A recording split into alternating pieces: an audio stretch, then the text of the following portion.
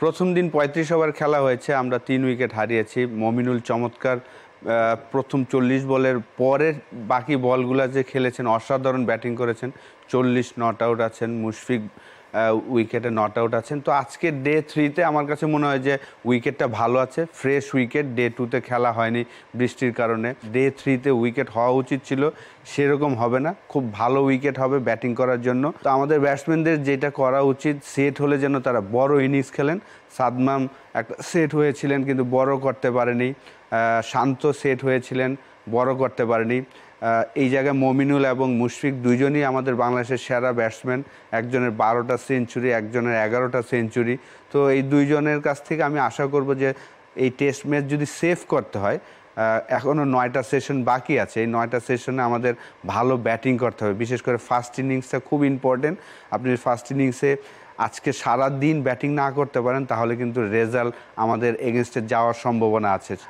ইন্ডিয়ার যেই টিমটা খেলছেন 5টা বলারই আমি দেখেছি যে চমৎকার বল করে থাকেন, কিন্তু ডেফিনেটলি প্রথম টেস্ট ম্যাচে আমরা দেখেছি যে আশ্বিন সেকেন্ড ইনিংসে 6 উইকেট পেয়েছেন।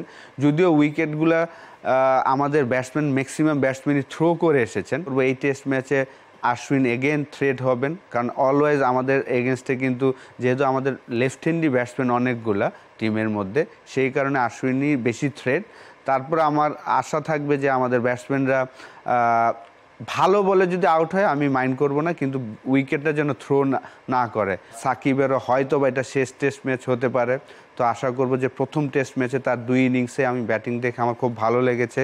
বিশেষ করে তার হেড পজিশনটা কমফোর্টেবল ছিল।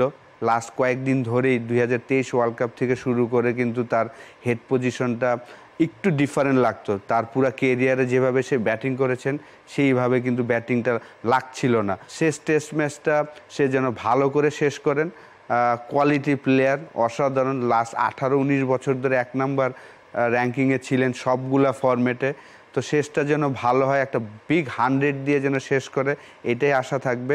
ব্যাটিং ভালো করছিল কিন্তু বড় করতে পারছিল না। আশা করব যে এই টেস্ট ম্যাচে যদি তার সুযোগ হয়, সে যেন সেট হলে যেন বড় করে।